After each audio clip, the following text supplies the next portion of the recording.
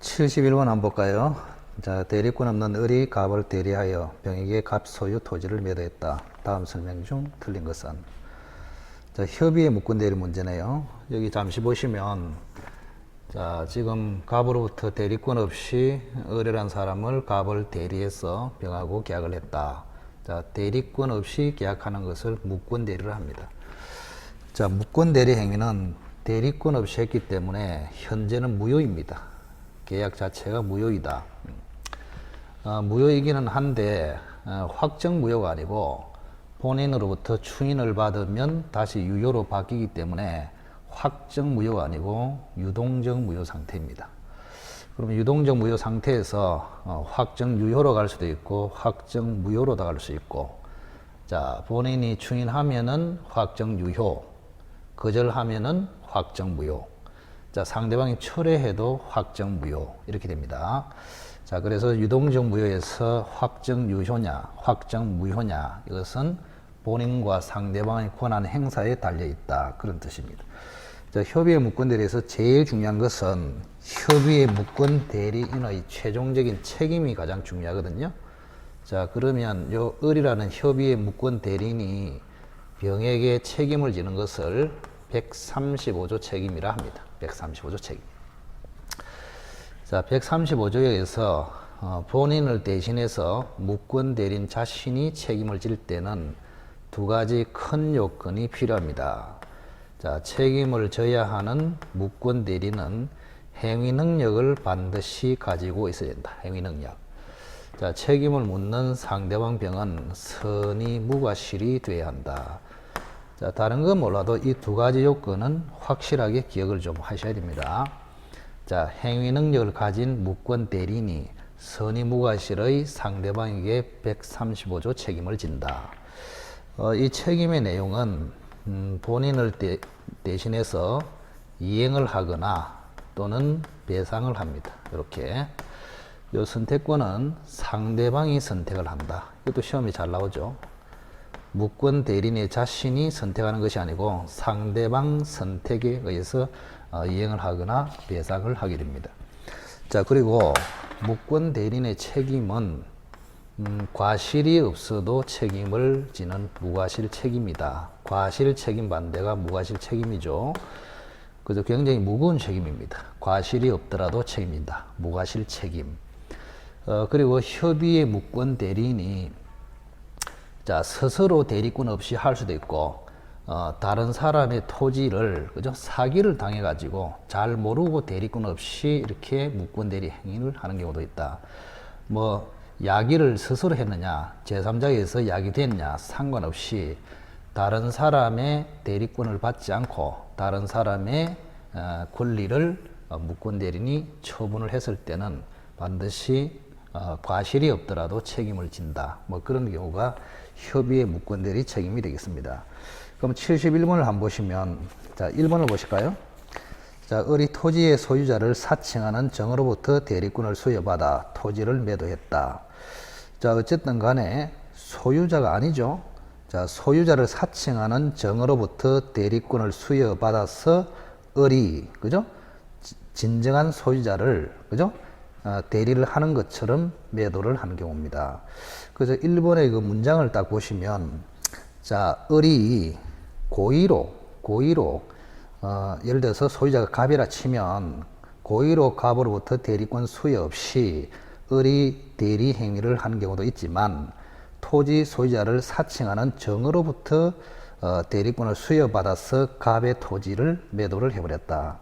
그래서 제3자가 야기를 한 경우에도 여전히 무권 대리인이 과실이 없더라도 책임진다. 이게 판례거든요. 그래서 1번의 경우에도 역시 을의 과실이 없더라도 병에게 책임을 진다. 이것을 무권 대리인의 무과실 책임이라 합니다.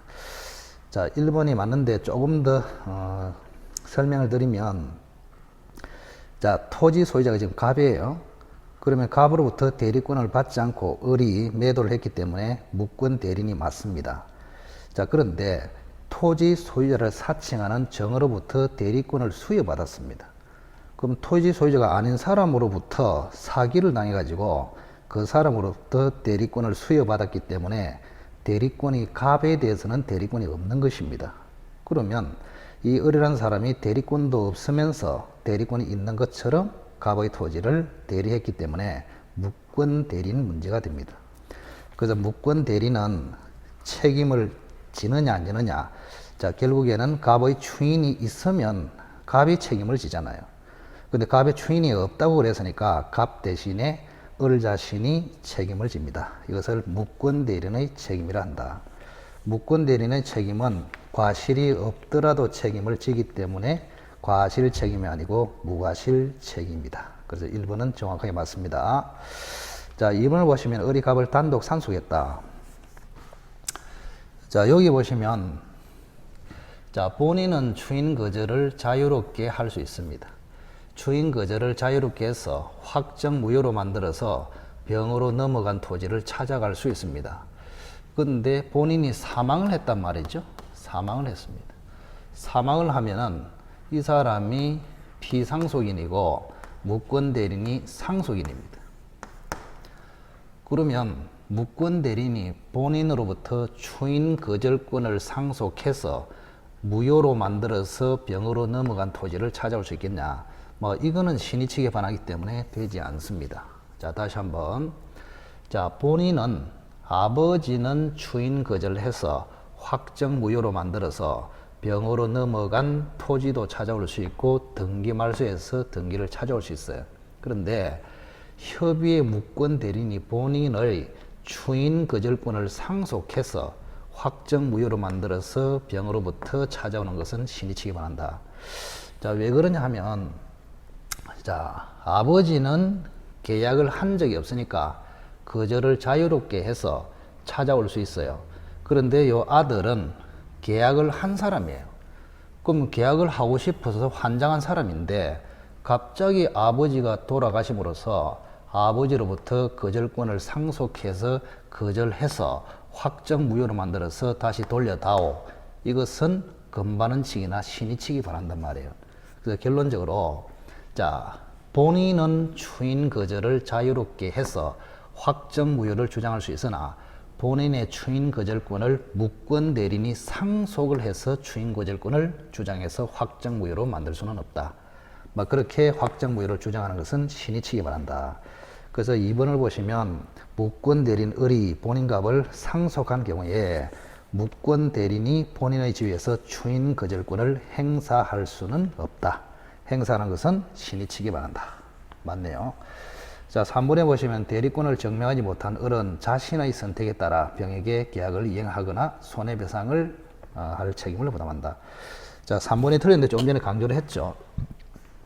자, 무권 대리인의 상대방에 대한 책임은 첫째는 무과실 책임이다. 과실이 없더라도 책임을 진다. 그리고 책임의 요건은 책임을 지는 무권 대리인은 행위 능력을 가지고 있어야 되고 책임을 묻는 상대방은 선의무과실이 돼야 한다. 자, 책임의 내용은 본인을 대신해서 이행하거나 배상을 하는 것입니다. 그러면 이행하는 거하고 배상하는 거하고 선택권은 배상하는 을이 선택하는 것이 아니고 배상을 받는 상대방이 선택을 한다. 상대방이 선택을 한다. 그래서 3번이 틀렸죠. 을은 자신의 선택에 따라가 아니고 상대방의 선택에 따라서 그죠? 이행을 하거나 배상할 책임을 부담한다. 이래야 맞습니다. 자, 3번이 정답이 되겠네요. 자, 4번에 갑이 을에게 추인한 경우에 병이 추인이 있었던 사실을 알지 못한 때는 갑은 병에게 추인의 효과를 주장하지 못한다. 자, 4번도 엄청 중요한 질문입니다. 자, 갑이 을에게 추인했다. 이래 돼 있네요. 자, 이거는 추인을 누구에게 하느냐 이런 문제입니다. 누구에게. 자, 추인의 상대방은 제한이 없습니다. 무조건 모든 사람에게 추인할 수 있다. 예를 들어서 병으로 토지가 넘어왔습니다. 병이 정한테 다시 팔았어요. 이렇게. 자, 여기서 정이라는 사람을 전득자라고 합니다. 전득자 이렇게. 자, 그러면 본인은 자, 무권 대리인에게 추인할 수도 있고 상대방에게 할 수도 있고 전득자에게도 할 수 있습니다. 그래서 할 수는 다 있는데 자, 누구에게 했냐에 따라서 추인의 효과 발생 시점이 달라요. 그러면 거래의 상대방은 병이기 때문에 병한테 추인하는 것이 원칙입니다. 그래서 병한테 추인하면은 추인 즉시 효력이 발생합니다.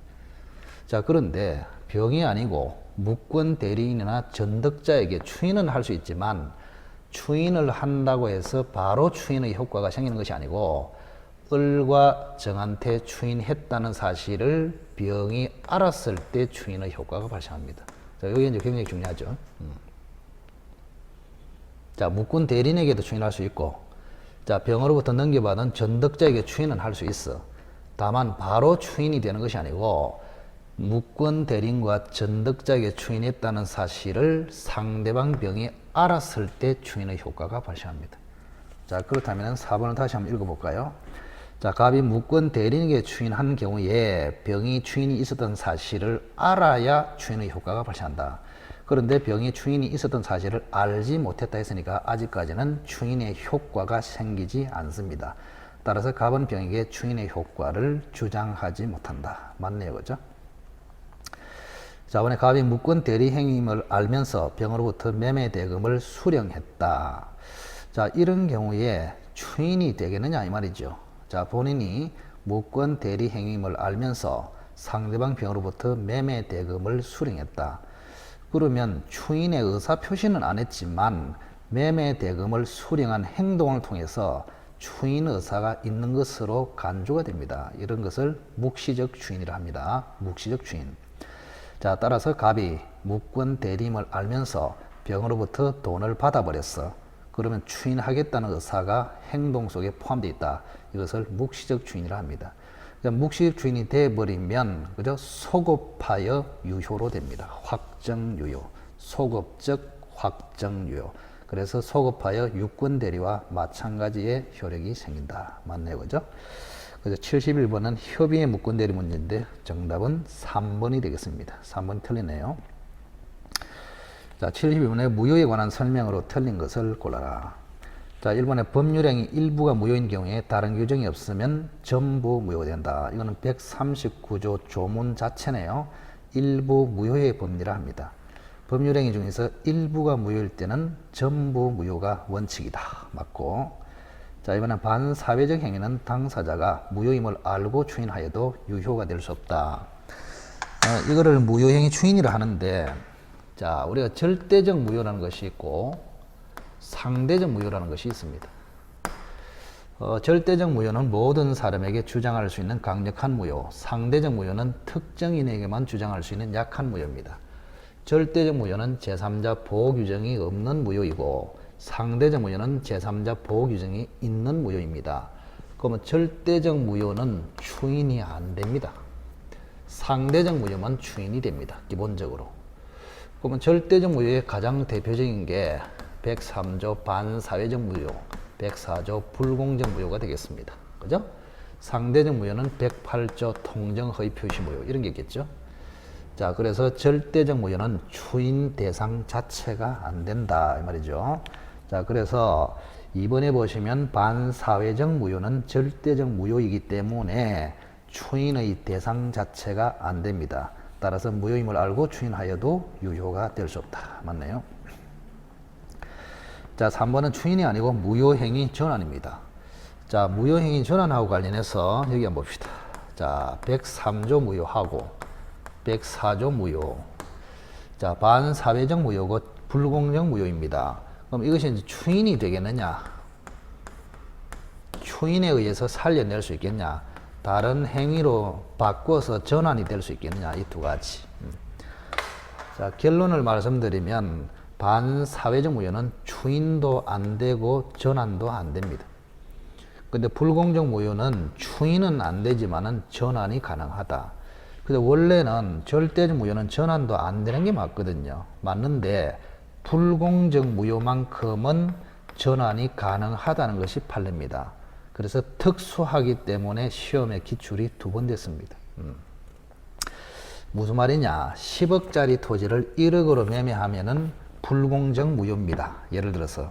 그럼 불공정 무효인데 재판이 생겼을 때, 재판이 됐을 때 판사 앞에서 두 사람이 합의해서 자, 10억짜리를 1억으로 하지 말고 10억짜리를 7억으로 매매하자. 이렇게 합의를 해버리면 칠흥매매로 유효한 행위로 전환될 수 있다 이런 이야기입니다. 그래서 불공정 무효는 경우에 따라서 유효로 전환될 수 있다. 꼭 기억하시기 바랍니다. 자, 그래서 3번 불공정 행위로 무효인 경우에는 무효행위 전환의 법리가 적용될 수 있다. 맞습니다. 자, 4번은 보지 않아도 되겠습니다. 자, 5번 무효인 가등기를 유효한 등기로 전용하기로, 전용은 유용이죠. 한 번 더 써먹는다 그런 뜻입니다. 자, 전용하기로 약정하면 가등기는 소급하여 유효한 등기가 된다. 이걸 무효 등기 유용이라 합니다. 자, 무효인 등기를 유효로 다시 사용할 수 있겠냐, 이거를 무효 등기의 유용 이렇게 부릅니다. 다른 말로 전용이라고도 합니다. 무효인 법률 행위를 유효로 만드는 것을 추인, 무효인 등기를 유효로 만드는 것을 유용, 전용 이렇게 말합니다. 자, 이게 이제 가능하겠느냐 이 말입니다. 자, 결론적으로 말씀드리면 표제부 등기가 무효이다. 표제부 등기가 무효이면은 이거는 유용 자체가 당연히 안 됩니다. 표제부 등기. 근데 상란의 등기, 상란. 자, 상란은 갑구 을구를 이야기하죠. 상란의 무효 등기는 등기상 이해 관계인만 없으면 유용이 가능합니다. 그러면 이 유용이 가능할 때는 언제부터 유효로 되겠냐? 이거는 비소급표를 가지고 있습니다. 유용할 때부터 유효로 됩니다. 소급하여 유효, 그럼 틀렸고 유용 시부터 유효 이렇게 됩니다. 자, 표제부 무효 등기는 유용이 아예 안 되고 상란의 무효 등기는 유용이 되는데 유용 시점부터 유효로 된다. 그래서 소급적 효과가 없습니다. 자, 그렇다면 5번에 무효인 가등기를 유효한 등기로 유용하기로, 전용하기로 약정하면 그 가등기는 소급하여 때문에 틀렸죠. 소급하여가 아니고 전용시로부터, 유용시로부터 유효한 등기가 된다. 그래서 5번이 틀렸습니다. 정답이 되겠죠. 자, 법률행위 취소에 관한 설명으로 옳은 것을 골라라. 자, 강박에 의해서 의사표시를 한 자의 특정 성계인은 취소권자가 될 수 없다. 자, 우리 민법의 취소권자는 법에 정확하게 정해져 있습니다. 140조에 딱 보면은, 그죠? 취소권자가 규정이 되어 있습니다. 첫째는 제한 능력자, 미성년자를 생각하시면 됩니다. 자, 두 번째는 차고자, 그 다음에 사기 강박을 당한 자. 세 번째는 그 사람들의 성계인, 그 사람들의 대리인. 이렇게 되어 있습니다. 네 가지. 자, 네 사람으로 취소권자가 확정이 되어 있습니다. 자, 한 번 더. 자, 140조의 취소권자는 제한 능력자, 두 번째는 차고자 및 사기 강박을 당한 자, 세 번째는 그 성계인, 그 대리인. 이렇게 됩니다. 자, 그 다음에 대리인하고 성계인은 좀 조심을 해야 됩니다. 자, 대리는 두 종류가 있죠. 하나는 법정 대리인, 하나는 임의 대리인이 있습니다. 자, 미성년자에 대해서 아버지를 법정 대리라 생각하시면 됩니다. 법정 대리는 무조건 취소권이 있습니다. 그런데 임의 대리는 취소권이 없는 것이 원칙입니다. 그래서 임의 대리인이 취소권을 가지는 것이 아니고 본인이 취소권을 가진다. 그래서 임의 대리는 특별 수권을 받아야 취소권을 가질 수가 있습니다. 자, 성계인도 두 종류가 있죠. 자, 매수인 같은 사람을 특정 성계인이라 하고 상속인 같은 사람을 포괄 성계인이라 합니다. 자, 특정 성계인도 취소권을 가지고 포괄 성계인도 취소권을 가집니다. 자, 조심하십시오. 그래서 대리인 중에서 임의 대리인은 원칙적으로 취소권이 없다. 이 특이한 점을 반드시 기억을 하시기 바랍니다. 자, 그래 놓고 1번 한번 보실까요? 강박에 의해서, 사기 강박에 의해서 의사표시를 한 자, 이 사람은 취소권자 맞죠? 그 사람의 특정 성계인, 그 사람의 포괄 성계인도 취소권자가 될 수 있다. 이래야 맞죠. 그래서 1번은 X가 되겠습니다. 자, 이번에 제한 능력자가 법률 행위를 취소하는 경우에 그 행위로 인한 이익이 현존하더라도 상환할 책임이 없다. 자, 이거는 이제 부당이득 반환 범위에 관한 문제거든요. 부당이득 반환 범위. 그 해제를 하면은 원상 회복이다 이렇게 표현하고 취소를 하면은 부당이득 반환이다 표현을 그렇게 합니다. 그 반환의 범위가 전혀 다릅니다. 자, 예를 한번 들어볼까요? 자, 갑이라는 사람이 토지를 소유하고 있다가 을한테 예를 들어서 1,000만 원에 팔았다. 1,000만 원 매매를 했습니다. 그죠? 그래서 토지가 넘어가고 1,000만 원이 이렇게 넘어왔습니다. 근데 갑이라는 사람은 16세로서 미성년자입니다. 제한 능력자죠. 그러면 미성년자는 법정 대리인의 동의를 받아야 되는데 동의 없이 매매를 했기 때문에 취소할 수 있습니다. 취소할 수 있다. 그러면 취소를 해버렸다고 봅시다. 자, 갑이 매매를 취소하면은 매매는 소급적 무효가 됩니다. 그럼 무효가 됐음에도 토지를 가졌다. 부당이득. 무효가 됐음에도 1,000만 원 가졌다. 이거를 부당이득이라 합니다. 그래서 이행된 상태에서 무효가 돼버리면 받은 이익을 부당이득으로 반환해야 됩니다. 그럼 반환하는 범위가 어떻게 되느냐? 이게 이제 굉장히 중요하죠. 부당이득 반환 범위. 자, 우선은 을이라는 사람은 토지를 그냥 돌려주면 됩니다. 있는 토지를 그대로 반환하는 것이 부당이득 반환입니다. 근데 미성년자 갑은 1,000만 원 가지고 있단 말이에요. 그럼 받은 1,000만 원을 반환해야 되는데 이 1,000만 원 중에서 소비를 해버린 경우가 있잖아요. 그럼 도대체 이 사람은 소비를 했을 때, 그죠? 남은 돈만 돌려주느냐, 원래대로 1,000만 원 다 돌려주느냐, 문제가 생깁니다. 자, 그래서 결론적으로 부당이득 반환 범위는 정상적이면, 자, 원칙은 선의이면 현재 존재하는 이익만 반환합니다. 이거를 현존이익 반환이라 합니다. 근데 만약에 악이면 모든 이익을 반환합니다. 대원칙이 이래요. 그저 부당이득으로 반환하는 범위는 선의자는 현존이익만 반환, 악의자는 모든 이익을 반환, 이렇게 됩니다. 자, 그런데 특칙이 있습니다. 특칙. 자, 제한능력자. 제한능력자는 선악을 불문하고 무조건 현존이익만 반환합니다. 그래서 미성년자는 부당이득 반환을 할 때도 보호가 된다. 이렇게 생각하시면 됩니다. 자, 그래서 미성년자인 제한능력자가, 그죠? 부당이득 반환할 때는 현재 남아있는 이익, 현존이익만 반환하는 것이지, 그죠? 선악에 따라서 달라지는 것이 아니다. 자, 그래서 2번을 다시 볼까요? 제한능력자, 미성년자가 취소한 경우에는, 그죠? 그 행위로 인한 이익이 현존하더라도 상환할 책임이 없다가 아니고, 현존이익은 상환할 책임이 있다. 이래야죠.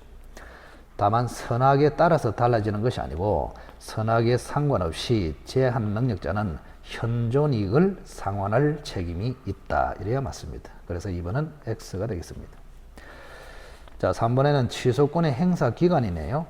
자, 취소권의 행사 기간은 우리 민법의 146조에 규정이 되어 있습니다.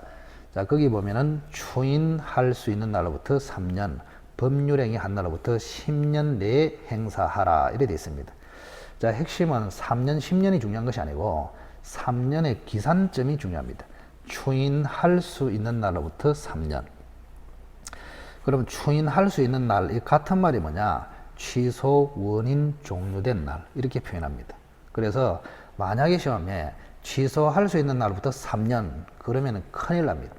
취소할 수 있는 날이 아니고 추인할 수 있는 날 또는 취소 원인이 종료된 날로부터 3년, 이렇게 됩니다. 자, 그래서 3번은 그게 더 중요한데 여기는 3년 대신에 1년으로 바꿔서 틀렸습니다. 이건 뭐 지분이 조금 수준이 낮죠, 그죠? 어쨌든 3번은 틀렸네요. 자, 4번에 보시면 제한능력자와 거래한 자가 취소할 수 있는 행위로 취득한 권리 일부를 양도하더라도 취소권자의 취소권은 소멸하지 않는다. 자, 4번은 지문이 좀 수준이 높네요. 법정 추인을 묻고 있습니다. 법정 추인. 자, 우리가 지금 갑이 취소를 할 수 있어요. 취소를 할 수 있는데 취소할 수도 있고 취소를 포기할 수도 있습니다. 취소하겠다 그러면 취소가 돼버리고 나는 취소를 안 하겠다 그러면 취소권이 포기됩니다. 그러면 취소권을 포기하는 것을 우리는 추인이라 합니다. 추인. 취소를 하지 않고 유효로 살려내겠다. 이거를 추인이라 합니다. 추인. 그런데 이 추인은 두 종류가 있죠. 하나는 임의 추인, 하나는 법정 추인이 있습니다. 법정 추인. 이렇게. 임의 추인은 의사 표시로서 추인하는 거. 법정 추인은 법에 정해진 사유가 발생하면 자동으로 추인되는 것을 법정 추인이라 합니다. 말로서 한다, 임의 추인. 행동을 한다, 법정 추인. 그럼 시험은 법정 추인이 훨씬 잘 나옵니다. 훨씬 중요하죠. 그러면 이 법정 추인이 되는 사유가 몇 가지냐? 6가지입니다. 6가지. 6가지 사유. 자, 요거는 외울 필요 없습니다. 민법에서 외우는 것은 어리석다. 그냥 핵심을 딱 잡고 있으면 됩니다. 자, 우선 읊어보면 이행, 이행 청구, 그 다음에 경계, 그 다음에 담보 제공, 그 다음에 권리 양도, 그 다음에 강제 집행. 요 6가지. 다시 한번 이행, 이행 청구, 경계, 담보 제공, 권리 양도, 강제 집행. 이러한 사유가 있으면 추인된 것으로 본다. 이거를 법정 추인이라 합니다. 자, 그런데 여기서 제가 말씀드린 대로 6개를 외울 필요가 전혀 없어요. 민법에서는 외우려는 생각을 하는 순간 힘들어진다 이 말이에요. 그죠? 자, 2번하고 5번만 딱 기억하시면 됩니다. 이행 청구하고 권리 양도 이 두 개만 기억하면 돼요. 자, 이거는 왜 기억하느냐? 자, 2번하고 5번은 오로지 취소권자가 할 때만 법정 추인이 됩니다. 취소권자만 할 때만. 이행하라, 청구, 권리 양도 이 두 개만큼은 누가 한다고? 취소권자가 해야 됩니다. 상대방이 하면은 추인이 안 돼요. 그래서 나머지 4개는 취소권자가 해도 상대방이 해도 되는데 이행 청구와 권리 양도만큼은 반드시 취소권자가 해야 법정 추인이 됩니다. 그 다음 6가지 사유만 발생하면 되는 것이 아니고 언제 발생하느냐 이것도 매우 중요합니다. 이 6가지 사유가 취소 원인 종료 후에 발생이 돼야 합니다. 취소 원인 종료 후. 그래서 취소 원인 종료 후에 6가지 사유가 발생되면은 법률 규정으로 추인으로 간주합니다. 이것을 법정 추인이라 합니다. 자, 그렇다면 시험에는 2번하고 5번을 알고 있고 취소 원인 종료 후가 무슨 말인지를 알면은 답이 무조건 나오게 돼 있다 이 말입니다. 그럼 취소 원인 종료 후라는 말은 미성년자는 성년자가 된 후를 이야기하고 그 다음에 차고, 사기, 강박은 그 상태에서 벗어난 후를 이야기합니다. 벗어난 후는 그 상태를 알았을 때 벗어난다고 봅니다. 이렇게. 그래서 법정 추인은 시험에 거의 나오는데 딱 법정 추인 사유 6개 중에서 2번, 5번을 기억하시고, 그죠? 그 다음에 이 6가지 사유가 취소 원인 종료 후에 발생을 해야 됩니다. 자, 그렇다면 4번을 딱 보시기 바랍니다. 미성년, 제한 능력자는 미성년자라고 생각하시면 됩니다. 취소권자. 자, 미성년자와 거래한 자, 상대방이네요. 미성년자와 거래한 자가 취소할 수 있는 법령에 취득한 권리 일부를 양도. 그러면 취소권자가 양도했나요? 상대방이 양도했나요? 그죠?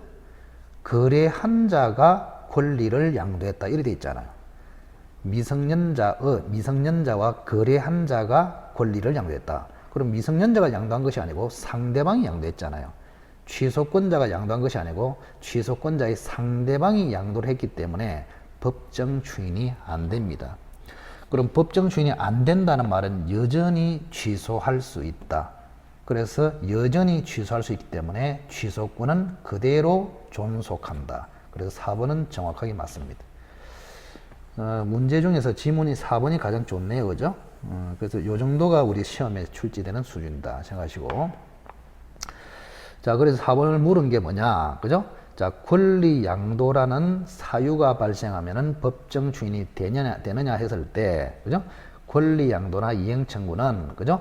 취소권자가 해야 된다. 그런데 문장을 읽어보면은 취소권자의 상대방이 권리를 양도했기 때문에 법정 추인은 되지 않습니다. 따라서 여전히 취소할 수 있습니다. 따라서 취소권은 소멸하지 않는다. 맞네요. 그죠? 그 4번에 옳은 것으로 정답이 되겠습니다. 자, 좀 전에 법정 추인이나 임의 추인이 되려 하면은 취소 원인이 종료가 돼야 되는데 이 취소 원인 종료 전에도 할 수 있는 유일한 사람이 법정 대리인이 있습니다. 법정 대리인. 그래서 미성년자에 대해서 아버지는 그죠? 미성년자가 성년자가 되어도 또는 성년이 되기 전에도 아버지는 얼마든지 추인을 할 수 있습니다. 그래서 법정 대리인만큼은 언제나 추인할 수 있다. 그래서 5번은 맞네요. 법정 대리는 취소 원인이 종료하기 전에도 추인할 수 있다. 이래 맞죠. 그래서 5번도 X가 되겠습니다. 자, 74번 조건과 기한에 관한 설명 중 옳은 것을 골라라. 기성조건이 정지조건이면 무효이다. 요거는 조금 외우는 게 좋다 그랬죠. 그거는 결합 문제가 되겠는데 기성조건하고 해제조건하고 결합이 되면은 무효이고 불능조건하고 정지조건하고 결합이 되어도 무효이다. 생각을 하면은 당연한데 생각할 시간이 없습니다. 시험장에 들어가시면. 그래서 이건 외우는 게 좋겠죠. 기해무 부정무 이렇게 외우시는 게 좋습니다. 기해무 부정무. 그럼 거꾸로 기해무니까 기정유가 될 것이고 부정무니까 불해유가 될 것이다 이 말입니다. 자, 그래서 노란 것만 우선 기억해서 나머지는 반대로 생각하시면 됩니다. 기해무 부정무 기억하시오. 자, 그러면 1번은 기성조건이 정지조건 이래 있죠. 기해무 기정유 이래 맞잖아요. 그래서 유효이다 이래 맞죠. 1번은 X입니다. 이번에 조건의 성취로 인하여 불이익을 받을 당사자가 신의 측에 반하여 조건 성취를 방해한 경우에 조건이 성취된 것으로 본다. 그때 조건이 성취된 것으로 의지되는 시점은 조건 성취를 방해한 때가 아니고 조건이 성취된 것으로 추산되는 시점이다. 이것이 판례입니다. 자, 다시 한번. 자, 이번의 경우에 조건이 성취된 것으로 의지되는 시점은 방해한 때가 아니고 조건 성취된 때로 추산되는 시점이다. 그런 뜻입니다. 방해한 때가 아닙니다. 그래서 방해한 때보다는 시점이 훨씬 늦어집니다. 방해한 때가 아니고 성취된 것으로 추산되는 시점. 자, 그래서 2번은 X가 되겠습니다. 자, 3번에 보시면 조건부 권리는 조건의 성취 여부가 미정인 동안에 자, 조건부 권리도 일반 권리와 마찬가지로 담보로 할 수도 있고 처분할 수도 있고 상속이 될 수도 있다. 그래서 3번만 맞습니다. 정답이고 5. 자, 4번에 보시면 법률 행위에 있어서 부관에 표시된 사실이 발생하지 않는 것이 확정된 때도 채무를 이행해야 한다고 보는 것은 자, 조건으로 봐야 한다. 우리가 이제 조건하고 불확정기한하고 굉장히 헷갈립니다. 조건과 불확정기한. 자, 어쨌든 조건은 발생 여부 자체가 불확실할 때를 조건이라 하고 기한은 발생 여부가 확실한 것을 기한이라 합니다. 그럼 기한은 두 종류가 있죠. 불확정 기한하고 확정 기한하고 두 종류가 있습니다. 다시 한번. 자, 조건은 발생 자체가 불확실하다. 조건. 기한은 발생 자체가 확실하다. 기한. 다만 언제 발생할지도 확실하다. 확정 기한. 언제 발생할지는 모르겠다. 불확정 기한. 이렇게. 그래서 조건하고 불확정 기한하고 굉장히 헷갈립니다. 그래서 이 두 개를 테스트하고자 출제를 좀 한다 이 말입니다. 자, 다시 한번. 조건은 발생 여부 자체가 불확실하다 그 말이고 불확정 기한은 발생 여부는 확실한데 언제 발생할지가 불확실하다. 이걸 불확정 기한이라 합니다. 자, 그러면 4번을 다시 한번 읽어보시면 그죠? 자, 부관에 표시된 사실이 발생하지 않는 것이 확정이 됐다. 확정이 된 때도 채무를 이행해야 한다고 보는 것이 상당할 때는 조건으로 보아야 한다. 아닙니다. 자, 예를 들어서 발생을 하면은 채무를 이행해야 되고 발생하지 않으면 채무를 이행하지 않아도 된다. 그러면 조건으로 돼요. 그런데 발생하고 발생 안 하고 상관없이 그죠? 무조건 채무를 이행해야 된다. 그러면 이행해야 되는 사실은 확정이 되어 있기 때문에 기한입니다. 다만 언제 이행해야 될지 모르기 때문에 불확정 기한으로 보는 것입니다. 그 4번은 조건이 아니고 불확정 기한으로 봅니다. 자, 문장 자체가 조금 어려울 수 있어요. 자, 다시 한번 읽어볼까요? 법률 행위에 있어서 부관에 표시된 사실이 발생하지 않는 것이 확정된 때에도 채무를 이행해야 한다. 자, 원래는 발생하면은 이행해야 되고 발생하지 않으면 이행하지 않아도 되고 이러면 조건으로 돼요. 그런데 발생해도 이행해야 되고 발생하지 않는 것이 확정된 때도 이행해야 된다. 그럼 발생 여부와 상관없이 무조건 이행해야 되기 때문에 이때는 기한이 됩니다. 다만 언제 이행해야 된다고 확정이 안 되기 때문에 불확정 기한이다. 그 4번의 대표적인 예를 집수리 사건으로 이야기했죠. 집수리 사건 한번 연습해 볼까요? 집수리 사건. 자, 갑이라는 사람이 집을 지금 소유하고 있다.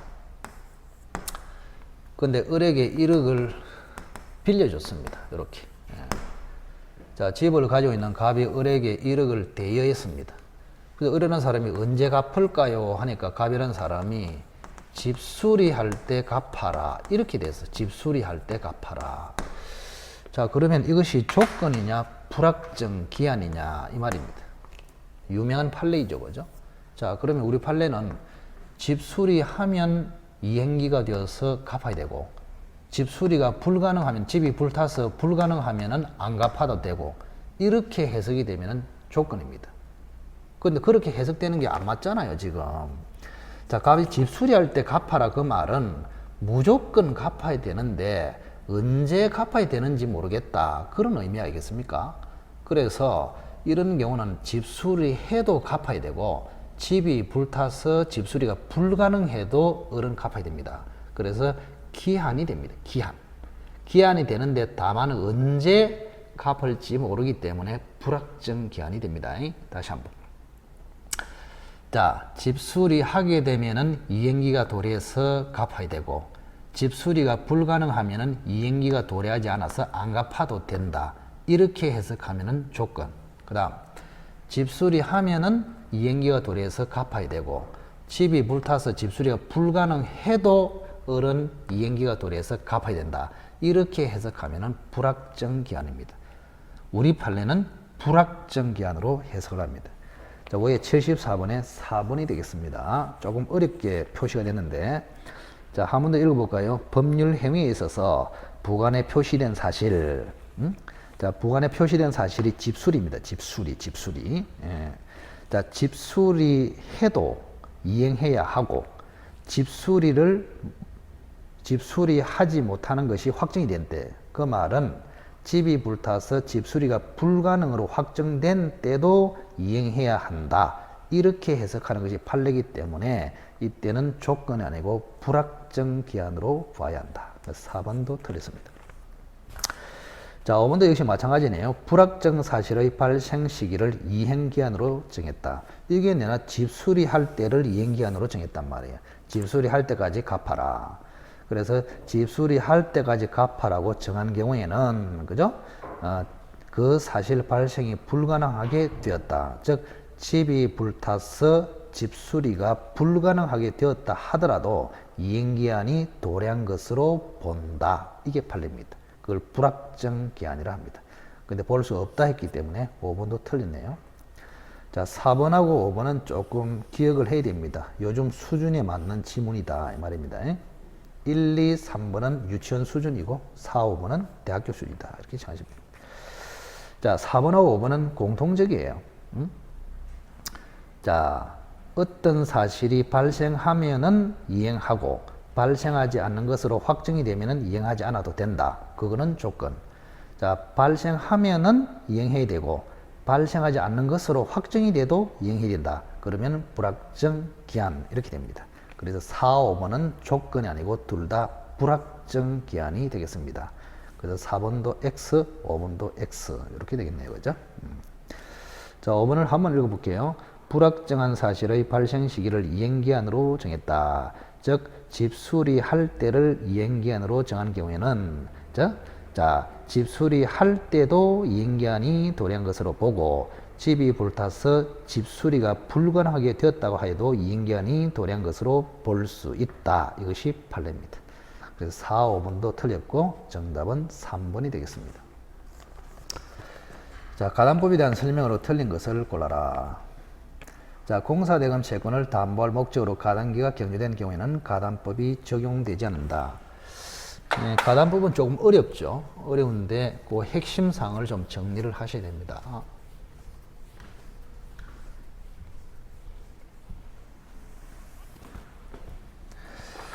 자, 우선은 여기 보시면 자, 갑이라는 사람이 집을 소유하고 있는데 이게 5억짜리입니다. 자, 을이 갑에게 1억을 대여했습니다. 대여. 빌려줬단 말이야. 그럼 을은 채권자로서 담보를 잡아야 되는데 가등기를 통해서 담보를 잡을 수가 있습니다. 이걸 가등기 담보랍니다. 가등기 담보. 그럼 을은 채권자이면서 가등기 담보권자, 갑은 채무자이면서 담보권 설정자가 됩니다. 그런데 요 집에는 A라는 사람이 저당권, 그죠? 2월 1일 날 저당권을 잡았습니다. 예, 선순위 권리자라 합니다. 그 다음에 을이 들어온 다음에 B라는 사람이 역시 돈을 빌려주고 저당권을 잡았습니다. 이 사람을 후순위 권리자라 합니다. 그리고 갑은 채무자, 또 채무자 아니면서 담보를 설정한 사람을 물상보증인, 그 다음에 제3취득자도 있단 말이에요. 그럼 크게 이제 등장인물이 주인공이 을을 기준으로 해서 선순위 권리자, 후순위 권리자, 채무자, 물상보증인, 제3취득자를 채무자 등이라고 합니다. 그래서 등장인물을 우선 기억을 하셔야 됩니다. 자, 그리고 가담법이 적용되는 3대 요건이 있습니다. 3대 요건. 첫째는 소비 대차상의 채권이 돼야 합니다. 자, 소비 대차상의 채권을 대여금 채권 또는 차용금 채무라 합니다. 그래서 공사대금 채권, 매매대금 채권 이런 것들은 가담법이 적용되지 않습니다. 그 다음 두 번째는 두 사람 사이에 대물변제 예약이 있어야 합니다. 대물변제 예약. 대물변제라는 것은 돈 대신에 물건으로 변제하겠다 그런 뜻입니다. 자, 갑이라는 사람이 1억을 못 갚으면은 5억짜리 집으로 갚겠다고 1년 전에 미리 약속했습니다. 그거를 대물변제 예약이라고 합니다. 이렇게. 그 다음 세 번째가 제일 중요하죠. 자, 예약 당시에 목적물의 시가가 원리금을 반드시 초과해야 됩니다. 초과. 자, 여기 보세요. 예약 당시에 목적물의 가액이 5억입니다. 그런데 원리금은 1억 얼마밖에 안 되잖아요. 그래서 목적물의 가액이 원리금을 초과할 때만 가담법이 적용된다. 왜 그러냐? 자, 지금 만약에 1억을 빌려주고 5억짜리에 가등기로서 담보를 잡았을 때 나중에 1억을 못 갚으면은 5억짜리 집으로 대물 변제해서 갚습니다. 그럼 을 쪽에서 보면은 1억을 빌려주고 5억짜리를 먹잖아요. 그럼 을에게는 폭리가 생겨버립니다. 자, 폭리가 생기면은 당연히 규제를 해야 됩니다. 이 규제하는 것을 우리는 청산 절차라 합니다. 그러면 가담법에는 청산 절차를 규정하고 있단 말이에요. 그래서 원리금을 초과를 해야 폭리가 발생하고, 폭리가 발생하면은 규제하기 위해서 청산 절차가 필요하단 말이에요. 근데 만약에 이것이 5억짜리가 아니고 9천만 원짜리다. 이렇게 한번 봅시다. 만약에 갑이 1억을 못 갚으면 9천만 원짜리 집으로 대신 갚습니다. 그럼 을에게는 폭리가 없잖아요. 폭리가 생기지 않으니까 규제할 필요가 없잖아. 규제할 필요가 없기 때문에 규제하기 위해서 나온 가담법이 적용되지 않는단 말이에요. 그래서 가담법이 적용되려면 폭리의 가능성이 있어야 된다. 그럼 폭리의 가능성이 있으려면 목적물의 시가나 가액이 빌려준 원리금을 반드시 초과해야 된다. 이것이 가장 중요합니다. 자, 1번 볼까요? 공사대금 채권 이 말이 나오면은 가담법이 적용되지 않는다. 맞고. 자, 일단 청산금의 평가액을 통지한 채권자는 통지한 청산금액에 관해서 다툴 수 없다. 뭐 조문 그대로 한 번 통지를 해버리면 그에 구속된다. 청산금이 3억 5천이라고 통지를 했는데 나중에 보니까 2억 5천이야. 그래서 다시 다툴 수는 없습니다. 한 번 통지를 해버리면 구속이 된다. 자, 근데 주의할 점은 조금 꼴짜박에 출제를 하면은 청산금에 관하여 다툴 수 없다를 채권액에 관해서 다툴 수 없다 이렇게 낼 수 있어요. 그러면 틀렸습니다. 그래서 결론적으로 말씀드리면 채권 자체는 다툴 수 있지만 청산금에 대해서는 다툴 수 없다. 꼭 기억하십시오. 채권액에 대해서는 다툴 수 있지만 청산금에 대해서는 다툴 수 없다. 그래서 이거는 맞네요. 자, 3번에 청산금을 평가할 때는 정확하게 객관적으로 반드시 평가해야 되냐, 나름대로 주관적으로 평가해도 되느냐 했을 때 우리 판례는 나름대로 주관적으로 평가해도 된다. 그래서 3번에 채권자가 나름대로 평가한 청산금액이, 즉 주관적 청산금액이 객관적 청산금액에 미달하더라도 괜찮다. 즉 담보 통지로서 효력도 있고 청산기간도 정상적으로 진행이 됩니다. 자, 3번은 맞네요. 자, 4번에 변제기가 지난 때로부터 10년이 경과함으로써 채무자 등의 말소 청구권이 소멸한 경우에도 채무자는 채권자에게 청산금 지급을 청구할 수 있다. 뭐 이거는 당연한 소리 아닙니까? 자, 말소 등기 청구는 굉장히 중요합니다. 말소 등기 청구 제도. 말소 등기. 자, 말소 등기 청구의 주체는 채무자 등입니다. 채무자 등이 채권자 명의로 된 가등기나 이전 등기를 말소 청구할 수 있다. 이게 말소 청구 제도입니다. 우리 가담법에서 가장 중요한 게 후순위 권리자의 경매 청구권하고 채무자 등의 말소 청구 제도입니다. 자, 그러면 말소 청구는 채무자가 한다가 아니고 채무자 등이 합니다. 그리고 언제 하느냐? 반드시 청산금 지급 전에만 가능합니다. 청산금 지급 전에만 가능하다. 그래서 을쪽에서 말소를 당하지 않으려면은 신속하게 청산금을 지급해버리면 말소 당하지 않습니다. 그래서 청산금을 지급하지 않고 얼쩡거리면 채무자 등으로부터 말소 청구를 당합니다. 자, 그러면 4번을 다시 읽어볼까요? 자, 말소 청구는 청산금이 지급되기 전이면 말소 청구를 할 수 있는데 다만 두 가지 경우에는 말소 청구를 못합니다. 하나는 변제기로부터 이미 10년이 경과가 돼버렸어. 그리고 선의의 제3자가 이미 소유권을 취득해버렸어. 이 두 가지 경우에는 말소 청구가 금지됩니다. 자, 다시 한번. 자, 말소 청구의 주체는 채무자 등. 말소 청구의 요건은 청산금 지급 전. 예외적으로 말소 청구가 안 되는 예외가 두 가지 있다. 이미 변제기로부터 10년이 경과했거나 선의의 제3자가 소유권을 취득했다면 말소 청구를 못합니다. 자, 그렇다면은 4번에 변제기가 지난 때부터 10년이 경과해 보이면 말소 청구를 못하잖아요. 그러니 말소 청구권이 소멸해 버렸습니다. 자, 말소는 이제 더 이상 못해요. 그러나 채무자는 채권자에게 청산금은 당연히 청구할 수 있죠. 자, 갑은 을에게 청산금 내라. 그걸 청산금 청구해랍니다. 그거는 당연히 가집니다. 그래서 변제기로부터 10년이 경과하면 말소 청구권이 소멸하는 것이지 갑의 을에 대한 청산금 청구권이 소멸하는 것은 아니다. 여전히 청산금 청구를 할 수 있다. 그런 얘기. 자, 5번 볼까요? 채권자의 청산금 자체에 이의가 있는 후순위 권리자는 청산기간 내에 하나여 변제기 도래하는 경우에 하나여 경매를 청구할 수 있다. 5번이 틀렸네. 정답이네요. 자, 이게 이제 후순위 권리자의 경매 청구 제도입니다. 자, 경매 청구 제도도 무지막지하게 중요하다. 자, 후순위 권리자의 경매 청구 제도는 보통 여러분이 알고 있는 전세권자나 저당권자의 경매 청구하고 전혀 다릅니다. 자, 첫째, 청산기간 안에 반드시 해야 됩니다. 청산기간 안에. 청산기간은 통지가 도달한 날로부터 2개월이죠. 그죠? 그 안에 경매를 청구한다. 그 다음 두 번째, 정상적인 경매 청구는 변제기 도래 후에 합니다. 당연하죠.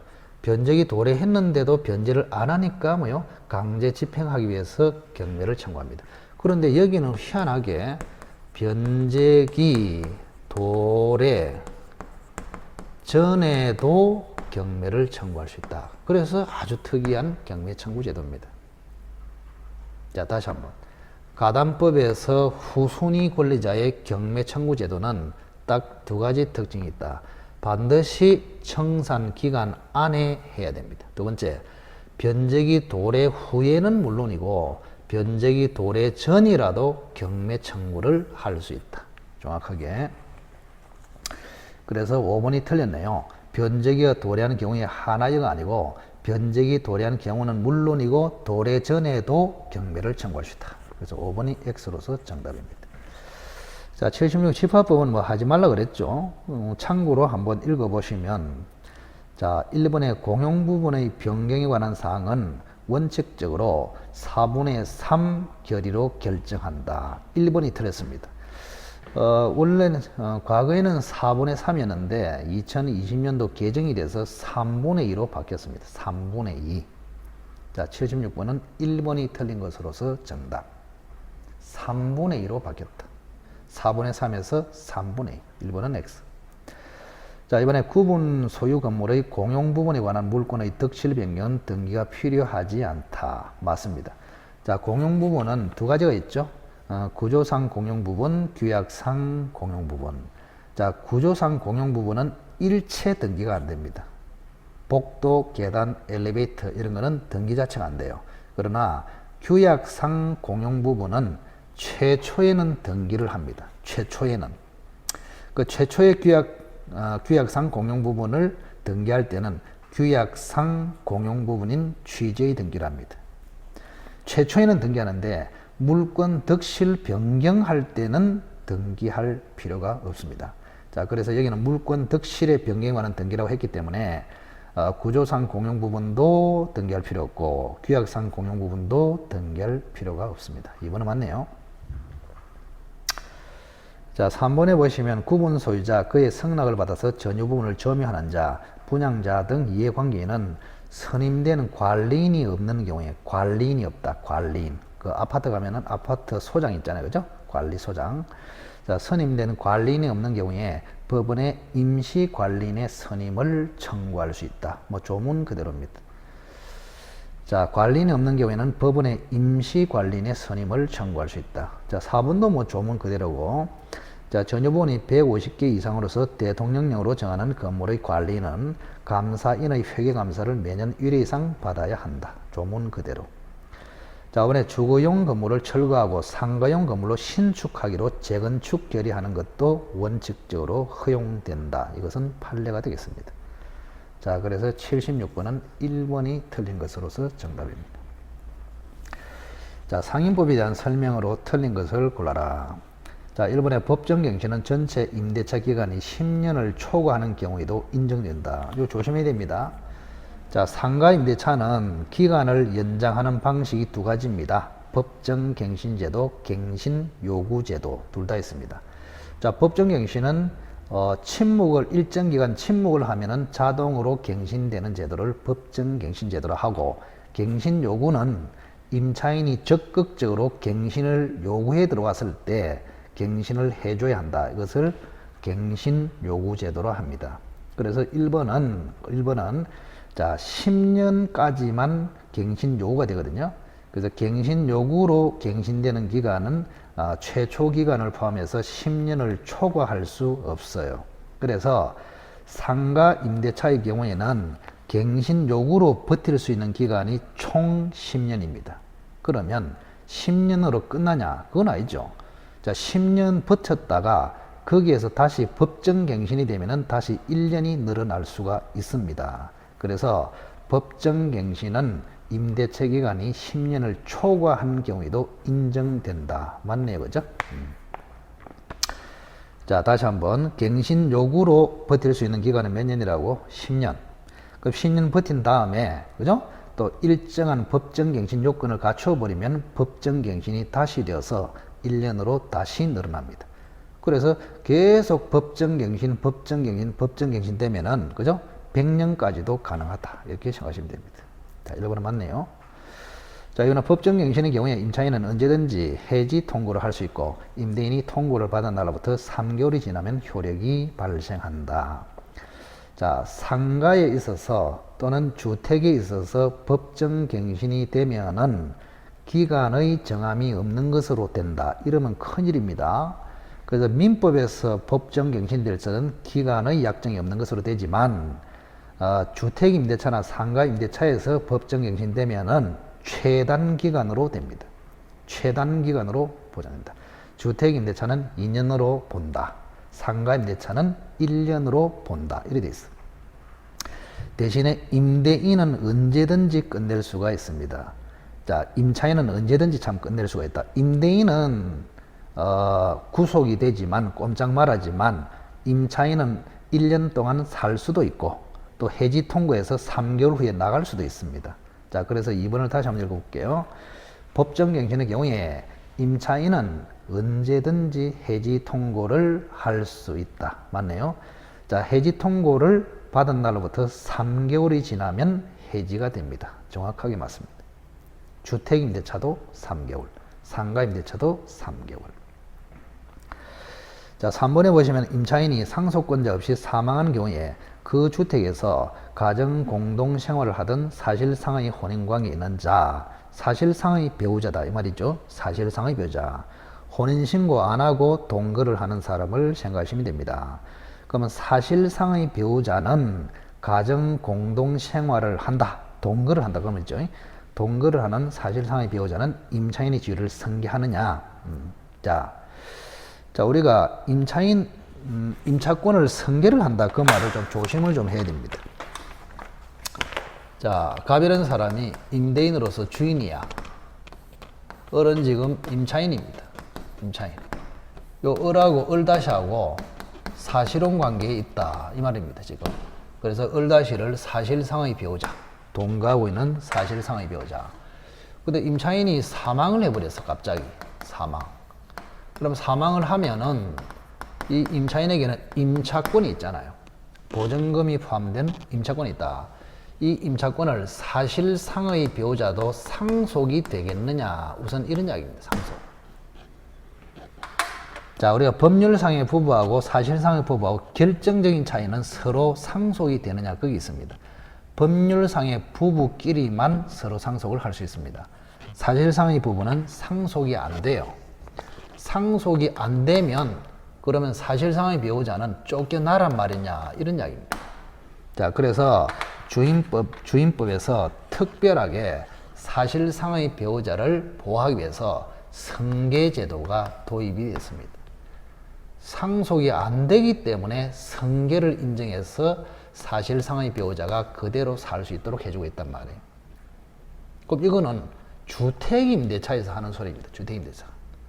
주택 임차인이 사망했을 때 사실상의 배우자는 상속이 안 되기 때문에 승계를 해서 살 수 있도록 해주는 제도가 임차권 승계제도입니다. 자, 임차권 승계제도는 상가 임대차에 있다, 주택 임대차에 있다, 주택 임대차. 또 당연하죠. 뭐 상가에서 뭐 가정 공동생활을 한다, 이거 말이 안 되잖아요, 그죠? 자, 그래서 3번 임차인이 상속권자 없이 사망한 경우에 그 주택에서 가정 공동 생활을 하던 사실상의 혼인관계에 있는 자가 임차권의 지위를 승계한다. 이 맞아요. 그래서 주택에서 가정 공동 생활을 하던 사실상의 배우자는 임차인의 지위를 승계한다. 맞아요. 맞는데 이게 왜 틀리냐? 77 물음 자체가 상가 임대차를 물었단 말이에요. 주택 임대차가 아니고. 주택 임대차를 물었으면 3번도 당연히 맞는 소리입니다. 그런데 상가 임대차는 임차권 승계 제도 자체가 존재하지 않습니다. 그래서 77번은 상가를 물었기 때문에 주택 임대차에만 존재하는 임차권 승계 제도는 인정되지 않습니다. 그래서 3번은 틀렸습니다. 또 문제가 굉장히 조잡하죠, 그죠? 자, 어쨌든 간에 상가 임대차에서는 사실상의 배우자의 승계권이 없고요. 그죠? 거기는 뭐 상가에서 뭐 배우자, 사실상의 배우자 이렇게 하기에는 좀 곤란하잖아요. 그죠? 그 장사하는 곳이고 뭐 가정 공동 생활을 한다 이래 되면은 주택을 전제로 하잖아요. 그죠? 국어상으로도 지금 문제가 많습니다. 자, 그래서 3번을 다시 한번 읽어 보시면, 자, 주택 임차인이 상속권자 없이 사망한 경우에 그 주택에서 사실상 배우자가 있다면 그 사람이 임차인주의를 승계한다. 이거를 임차권 승계 제도라 합니다. 그런데 이거는 주택 임대차에만 존재하는 제도입니다. 77번은 상가 임대차를 물었기 때문에 주택 임대차에 승계 제도는 적용되지 않습니다. 그래서 3번이 틀렸습니다. 3번. 그리고 이거는 국어만 잘해도 그냥 답이 보이겠네요. 3번을 잘 보십시오. 3번. 분명히 상가라고 물었는데 지문을 보니까 주택에서 가정 공동생활을 하던 사실상의 배우자가 승계한다. 이렇게 돼 있잖아요. 상가인데 무슨 주택을 이야기하고 있냔 말이에요. 그래서 3번 자체는 국어상으로도 바로 말이 안 되고 틀렸습니다. 자, 어쨌든 주택 임대차에서는 임차권 승계 제도가 있는데 상가 임대차에서는 승계 제도가 존재하지 않습니다. 3번이 그래서 틀렸습니다. 자, 4번은 일단 지금은 보지 않아도 되겠습니다. 자, 5번. 임차인이 3개의 차임에게 달하도록 차임을 연체한 사실이 있는 경우에 임대인은 임차인의 갱신 요구를 거절할 수 있다. 자, 주택 임대차에도 갱신 요구 제도가 이제 들어왔어요. 그래서 상가 임대차도 갱신 요구 제도, 주택 임대차도 갱신 요구 제도. 그래서 갱신 요구에서는 중요한 것이 갱신 거절 사유 8개, 상가 임대차는 8개 사유로 거절할 수 있고 주택 임대차는 8개 플러스 1개 이렇게 되어 있습니다. 그 1개가 임대인이 실거주 목적으로 거절할 수 있다. 그 이야기죠. 그죠? 자, 그리고 상가는 3기 연체를 해야 거절할 수 있고 주택은 2기 연체를 해도 거절할 수 있다. 그래서 5번은 상가이기 때문에 그죠? 3기 차임을 연체한 사실이 있으면 갱신 요구를 거절할 수 있다. 맞네요. 자, 그 다음 78번. 어른갑 소유 X주택에 대하여 보증금 3억 원으로 하는 임대차 계약을 갑과 체결한 다음 즉시 대항 요건을 갖추고 확정일자를 받아 현재 거주하고 있다. 다음 중 틀린 것을 골라라. 자, 주택 임대차가 적용되겠죠. 왜? 주택이라고 명시가 딱 되어 있잖아요. 자, 갑은 주택 소유자, 을은 보증금 3억 원으로 하는 임차인, 그리고 대항 요건을 갖추고 확정일자를 받았다. 그럼 대항 요건을 갖췄다. 그 말은 대항력이 있는 것이고, 그죠? 확정일자까지 받았으면은 주택이 경매됐을 때 보증금을 우선 변제 받아갈 수 있다. 그런 이야기입니다. 자, 틀린 것을 골라라. 1번에 임대기간을 1년으로 약정한 경우에 을은 그 기간이 유효함을 주장할 수 있다. 자, 주택임대차에는 최단기간이 2년입니다. 2년이 보장되어요. 2년이 보장되는데 1년으로 계약을 했단 말이야. 그럼 1년으로 계약을 했을 때 어떻게 처리하느냐? 임대인은 꼼짝 말합니다. 임대인은 꼼짝 마라. 선택을 할 수가 없어요. 그런데 임차인은 2년을 보장받을 수도 있고 계약대로 1년을 주장해서 나갈 수도 있습니다. 선택은 임차인이 하는 것입니다. 자, 다시 한번. 주택임대차의 최단기간은 몇 년? 2년. 그럼 최단기간이 2년이면 2년이 보장되어요. 근데 2년이 보장됨에도 불구하고 1년으로, 그죠? 최단기간 미만으로 임대차 기간을 계약을 했단 말이에요. 자, 그런 경우에는 임대인은 선택할 수 없지만 임차인은 계약한 1년을 주장할 수도 있고 법적으로 보장된 최단기간 2년을 주장할 수도 있다. 그런 이야기입니다. 그래서 1번은 맞네요. 그죠? 자, 이번에 임대차가 끝난 후 보증금이 반환되지 않은 경우에 임차인 을은 X주택의 소재지를 관할하는 등기소에 임차권 등기 명령을 신청할 수 있다. 맛이 갔네, 맛이 갔어. 등기소에 무슨 임차권 등기 명령을 신청하느냐. 자, 이거는 개념 자체를 알고 있느냐 그런 이야기죠. 임차권 등기 명령. 명령이라는 말은 재판이에요. 재판. 자, 재판은 세 종류가 있거든요. 판결, 결정, 명령. 아주 중요하다. 판결. 사소하다. 명령. 중간이다. 결정. 그래서 임차권 등기에 대한 재판은 사소하기 때문에 명령 형식의 재판을 합니다. 그러면 재판을 해달라고 하는 것이 임차권 등기 명령 신청이니까 법원에다가 해야지 등기소가 뭐 재판합니까? 그죠? 그래서 등기소에 신청할 수 있는 것이 아니고 법원에 신청할 수 있다. 이래 맞잖아요. 그래서 2번이 X입니다. 정답이고.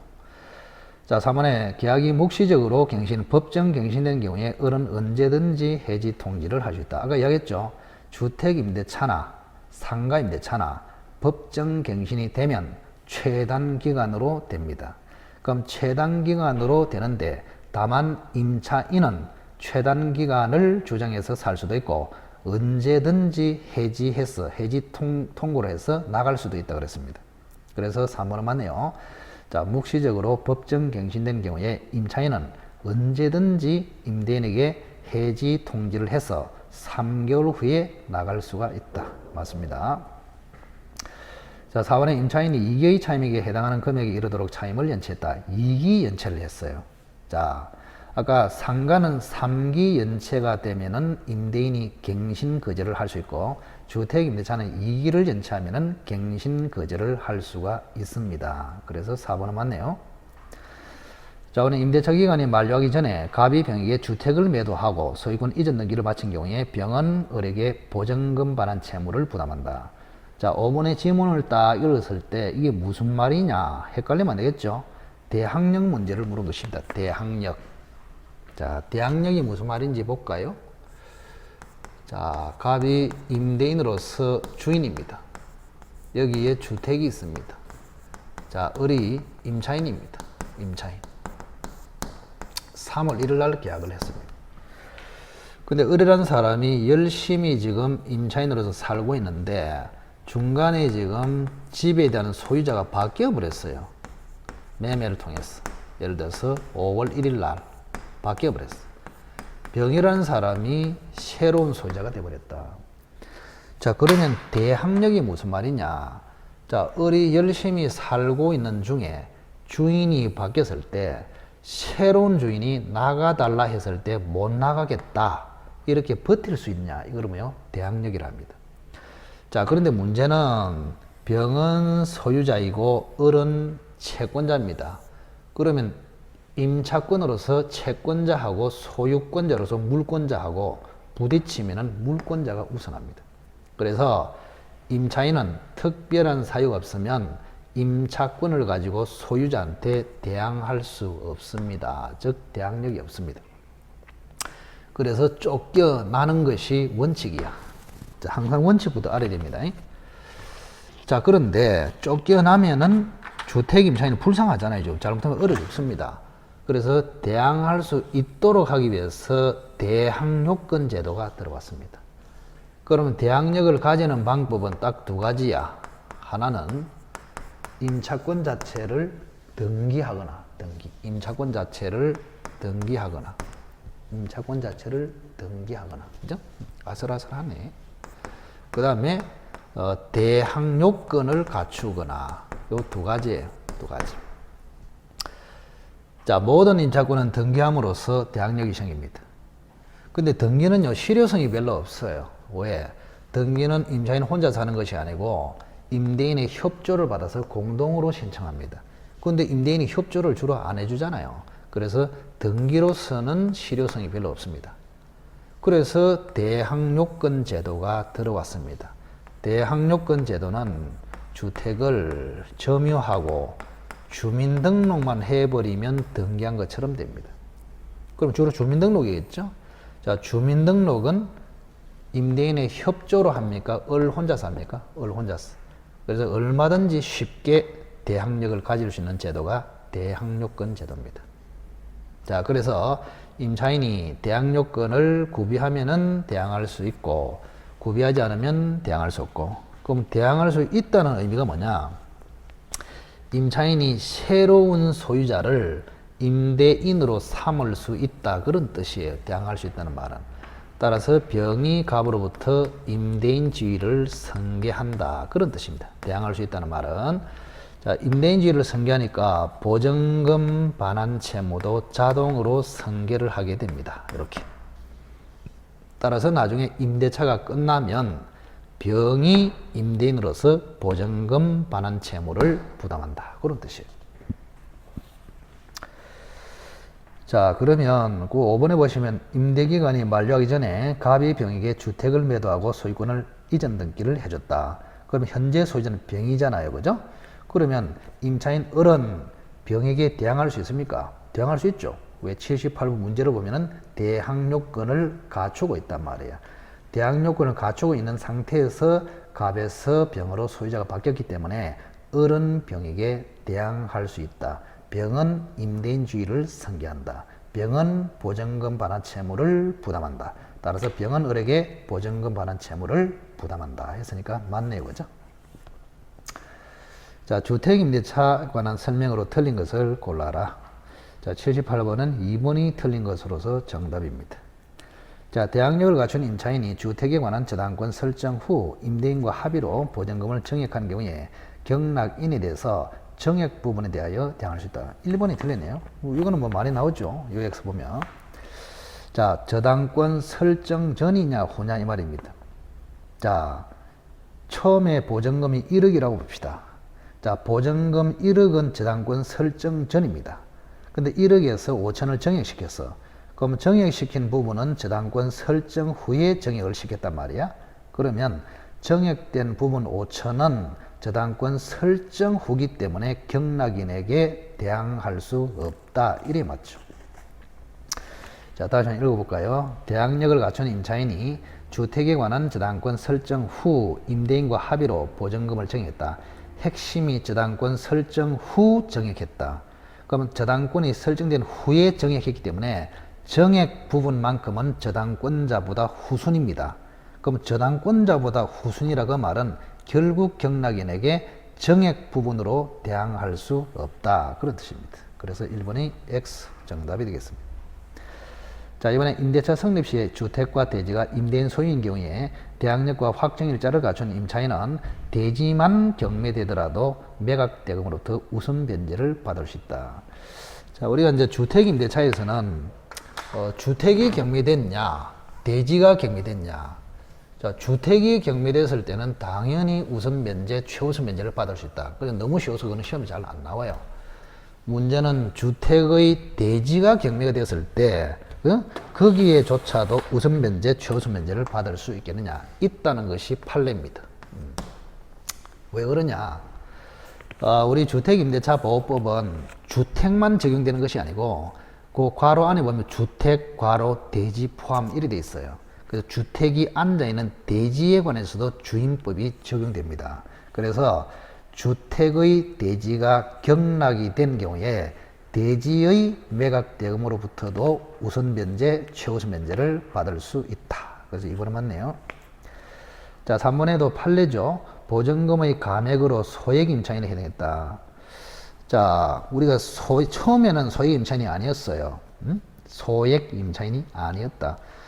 지금 이제 서울에서는 소액 임차인의 범위가 보증금이 1억 5천까지를 소액 임차인이라 하고 소액 임차인은 선순위 권리자보다도 최우선 변제를 받습니다. 그럼 최우선 변제를 받는 범위는 5천만입니다. 5천만 원. 자, 서울에서는 1억 5천 이하의 소액 임차인이 5천만 원까지는 선순위 권리자보다도 최우선 변제를 받는다. 그럼 처음에는 서울에서 2억이 보증금이었습니다. 그럼 소액 임차인이 아니잖아요. 근데 나중에 합의를 해가지고 1억 4천으로 감액을 해버렸어. 그러면 다시 소액 임차인으로서 보호받을 수 있느냐? 보호받을 수 있다는 것이 판례입니다. 자, 처음에는 소액 임차인이 아니었다가 감액으로 소액 임차인이 됐다면 다시 소액 임차인으로 보호받을 수 있다. 자, 4번에 특별한 규정이 없는 한 미등기 주택에도 적용. 우리가 주임법, 상임법이 적용되냐 안 되냐 했을 때는 주택 상가 자체가 등기됐냐 안 됐냐는 우리 사법상하고 아무런 상관이 없습니다. 그래서 미등기 주택에도 당연히 주택임대차 보호법이 적용됩니다. 자, 오늘 임차인이 보증금 반환 채권의 확정 판결에 의하여 경매를 신청한다. 우리 경매는 두 종류가 있거든요. 자, 저당권자가 경매 신청한다. 전세권자가 경매 신청한다. 그때는 판결을 받지 않고 담보권자가 임의로 경매를 신청합니다. 그걸 임의 경매를 합니다. 그런데 담보권이 없는 사람은 판결을 받아서 경매를 신청합니다. 그걸 강제 경매를 합니다. 그러면 임차인은 임의로 경매하는 권리가 없어요. 그래서 판결을 받아서 경매 신청을 하는 강제 경매만 할 수 있다. 자, 그런데 임차인이 강제 경매를 신청할 때 주택을 반환하고 경매를 신청하느냐? 원래 민법이 적용될 때는 민법상의 건물을 반환하고 비워주고 경매 신청을 해야 됩니다. 그런데 주택임대차보호법은 특히 임차인을 보호하기 위해서 주택을 비우지 않고도 주택임차인이 주택을 경매 신청할 수 있다. 이런 이야기입니다. 그래서 5번은 맞네요. 그죠? 자, 주택임차인이 경매를 신청하는 경우에 주택을 반환하지 않아도 된다. 맞습니다. 왜 그러냐? 주택을 반환하고 경매 신청해라면은 쫓겨나버리잖아요. 쫓겨나면 어디서 살 겁니까? 응? 사는 것도 불분명한데 경매 신청을 어떻게 하겠냐? 법원에 어떻게 다니겠냐? 이런 이야기입니다. 그죠? 그 주택에 살면서 경매 신청할 수도 있다. 이런 이야기입니다. 자, 그래서 1번이 틀렸습니다. 정답. 자, 갑은 2021년 경매 절차가 진행 중인 을 소유 토지를 취득하기 위하여 병에게 매수자금을 지급하면서 병 명의로 이전 등기를 하기로 약정했다. 병은 위 약정에 따라서 위 토지에 대한 매각 허가 결정을 받고 매각 대금을 완납한 후 자신 명의로 이전 등기를 마쳤다. 뭐 문장이 길어 보이도 뭐 뻔한 거 아닙니까? 그죠? 계약 명의 신탁이네요. 계약 명의 신탁. 자, 지금 최초의 소유자가 을 소유네. 을 소유. 자, 을이 토지를 소유하고 있습니다. 이렇게. 그런데 갑이라는 사람이 자금을 대면서 병한테 시킵니다. 병한테 시켜요. 자, 병아, 을의 토지를 나 대신에 낙찰받아 와라. 이렇게 했습니다. 낙찰받아 와라. 이렇게. 그럼 시킨 사람을 우리는 신탁자라 하고, 그 다음에 부탁을 받은 사람을 수탁자라 합니다. 요 사이에는 명의 신탁 약정이 있다. 이런 이야기입니다. 그죠? 그럼 을은 뭐랍니까? 상대방이라 합니다. 이렇게. 자, 이거를 우리는 계약명의 신탁이라 하거든요. 왜냐 하면, 자, 신탁자가 수탁자에게 맡긴 것이 등기만 맡겼으면 등기명의 신탁. 여기는 등기 말고 계약까지도 맡겼기 때문에 계약명의 신탁이라 합니다. 자, 그런데 문제는 일반적인 계약이 아니고 경매 낙찰이라는 것이 여기에 들어갔단 말이에요. 이렇게. 자, 그러면 지난번에 우리가 매매를 이야기했잖아요. 그죠? 매매하고 비교를 해볼게요. 자, 갑이 자금을 대가지고 병으로 하여금 을로부터 토지를 매매하게 만들었습니다. 그러면 갑은 을에게 등기만 맡긴 것이 아니고 매매라는 계약까지 맡겼기 때문에 계약 명의 신탁이라 합니다. 그럼 계약 명의 신탁은 어떻게 처리하느냐? 자, 우선은 이게 금지되는 명의 신탁이냐 허용되는 명의 신탁이냐 그걸 판단을 해야 돼. 그러면 우리 민법에 법률상 부부, 종중, 종교단체라는 단어가 나오면 허용이 됩니다. 허용. 근데 그 소리가 없으면 금지가 돼요. 그럼 이거는 금지되는 명의신탁이단 말이에요. 자, 그러면 금지되는 명의신탁이 출제가 딱 되면은 실명법 4조로 답을 냅니다. 근데 만약에 허용되는 명의신탁이 출제가 됐어요. 즉, 종중, 부부, 종교단체가 나와버리면 이건 허용인데, 그럼 허용이 되기 때문에 실명법 자체가 적용이 안 돼. 이거는 판례 이론으로 답을 내야 됩니다. 판례 이론으로. 자, 판례 이론이 뭐냐? 간단합니다. 대내적으로는 신탁자가 소유자, 대외적으로는 수탁자가 소유자.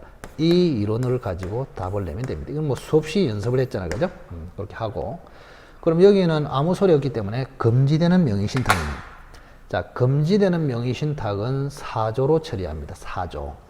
그러면 4조에 의하면 명의신탁 약정은 무효이다. 자, 약정에 따른 물권 변동, 등기 이전이죠. 그죠? 등기 전. 등기 이전도 무효이다. 이렇게 됩니다. 자, 그런데 여기서 조심해야 될 것이 있습니다. 자, 이게 계약명의 신탁에서는 물권 변동도 유효냐 무효냐 했을 때 상대방에 따라서 달라집니다. 상대방이 선이냐 상대방이 악이냐에 따라서 달라집니다. 이거 조심해야 됩니다. 자, 그래서 지금까지 민법 기출문제를 보시면 계약명의 신탁이 가장 출제가 많이 됐습니다. 왜 그러냐? 논점이 복잡하다 이거예요. 선악에 따라서 완전히 달라지기 때문에 문제 낼 거리가 굉장히 많은 것이에요. 자, 그러면 상대방이 선이이면은 물권 변동은 유효, 상대방이 악이면은 물권 변동은 무효, 이렇게 돼 있어. 이렇게. 자, 그래서 만약에 상대방이 선이면은 그죠? 매매도 유효, 물권 변동도 유효. 그러니까 수탁자 소유가 돼 버립니다. 자, 여기까지 나오면 답은 80%가 나옵니다. 수탁자 소유. 그런데 만약에 상대방이 악이면 물권 변동도 무효, 매매 자체도 무효로 갑니다. 자, 매매 자체도 무효로 간다는 것은 이론이 굉장히 복잡합니다. 그래서 이거는 그냥 외워버려야 됩니다. 자, 다시 한번. 상대방이 선이면은 매매도 유효, 물권 변동도 유효. 따라서 수탁자가 소유. 상대방이 악이면 매매도 무효, 물권 변동도 무효. 따라서 상대방이 소유자. 이렇게 됩니다. 자, 그런데 문제는 여기가 매매 아니고 낙찰이란 말이에요. 낙찰. 에? 낙찰. 낙찰이 들어오면은 완전히 달라져 버려요. 그 과거에는 이게 시험이 잘 안 나와도 최근에 계속 이걸 내고 있어. 낙찰. 자, 그러면 신탁자가 수탁자를 시켜가지고 낙찰을 받아와라 이랬단 말이야. 매매가 아니고 낙찰이 들어왔어.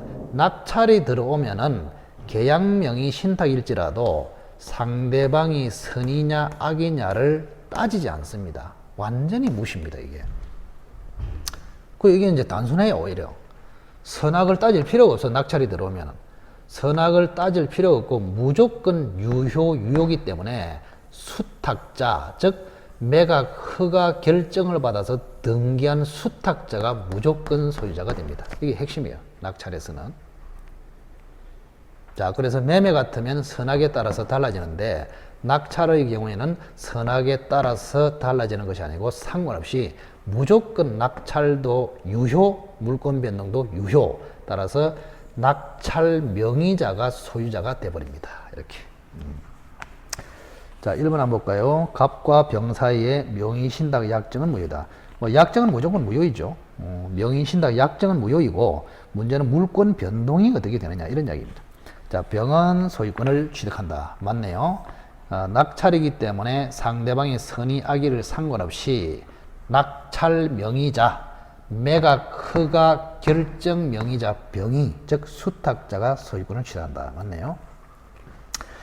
자, 3번에 갑과 병의 명의신탁 사실을 을이 알았다면 상대방이 알았다면은 병은 소유권을 취득하지 못한다. 3번. 이게 물은 거 아닙니까? 이게 만약에 매매 같으면 상대방 을이 알았다면은 을이 소유권을 취득합니다. 병은 취득하지 못하고. 그런데 낙찰의 경우이기 때문에 상대방이 알았냐 몰랐냐 상관없이 무조건 병이 소유권을 취득한다 그랬잖아요. 그래서 을이 알았더라도 병은 무조건 취득한다. 이래야 맞네요. 3번의 X로서 정답이 되겠습니다. 자, 4번의 갑은 병에 대하여 매수자금 상당의 부당이득 반환을 청구할 수 있다. 이게 무슨 말이냐? 자, 일단은 수탁자가 소유권을 취득한다 그랬습니다. 근데 수탁자가 소유권은 취득하는데 소유권 취득 자체가 부당이득이 되어버립니다. 왜? 갑의 돈으로, 남의 돈으로 낙찰을 받았기 때문에 부당이득이 됩니다. 그럼 부당한 이득은 자기 하는 것이 아니고 반환해야 됩니다. 반환해야 된다. 근데 이 반환 범위가 이제 시험에 나오죠. 부당이득의 반환 범위. 자, 매수자금 1억을 받아서 낙찰을 받았거든요. 그러면 매수자금만 반환하면 되겠느냐? 1억. 즉 부동산 자체를 반환해야 되느냐? 이런 이야기입니다. 이거는 워낙에 중요해서 사법고시에서는 3번 나왔습니다. 3번. 자, 부동산 자체는 다른 말로 소유권 자체라고도 하고 현재 처분했을 때 대금이라고도 표현합니다. 만약에 매수자금 1억을 받아가지고 1억으로 낙찰을 받았지만, 그죠? 낙찰 받고 난 뒤에 그린벨트에서 해제가 돼가지고 이것이 10억의 가치가 돼버렸단 말이에요. 10억. 그럼 결론적으로 수탁자 병은 신탁자 갑에게, 그죠? 10억 원어치를 돌려줘야 되느냐, 1억 원치를 돌려줘야 되느냐. 이거는 명의신탁이 언제 됐느냐, 실명법 시행 전이냐 시행 후냐, 이런 이야기입니다. 자, 실명법 시행은 95년도 7월 달에 됐습니다. 실명법 시행 후에 명의신탁이면은 매수자금만 돌려도 되고, 실명법 시행 전에 명의신탁이면은 부동산 자체를 돌려줘야 됩니다. 그런데 이 연도가 나오지 않으면 현재가 기준이기 때문에 실명법 시행 후로서 매수자금만 돌려줘도 된다, 이 말입니다. 따라서 병은 매수자금만 돌려줘도 된다, 그 말은 갑은 병에게 매수자금 상당을 부당이득으로 반환 청구할 수 있다, 이런 이야기죠. 그래서 4번은 맞네요. 자, 오늘 갑은 명의신탁 약정의 해지를 이유로 병에게 진정 명의 회복을 위한 X 부동산의 소유권 이전 등기를 청구할 수 없다. 자, 갑은 병에게 말소 등기를 청구할 수 있겠냐. 자, 여기 보세요. 병 앞으로 지금 등기가 되어 있습니다. 병 앞으로. 그럼 갑이라는 사람이 병한테 소유권 이전 청구를 할 수 있느냐, 또 등기 말소를 청구할 수 있느냐 했을 때 전혀 할 수 없습니다. 전혀. 말소 청구는 갑의 소유자일 때 말소를 청구할 수 있습니다. 소유자는 병이야. 그래서 소유자 아닌 놈이 소유자에게 말소 청구한다. 말이 안 됩니다. 그 다음에 진정명의 회복 이전 등기를 청구할 수 있냐. 그것도 말소 청구와 같이 소유자가 합니다. 그래서 소유자 아닌 사람이 소유자에게 말소 청구도 할 수 없고, 말소 청구와 유사한 진정명의 이전 등기 청구도 할 수 없습니다. 그리고 더더욱 5번은 중요한 것이 명의신탁 해지를 이유로, 이게 핵심이에요.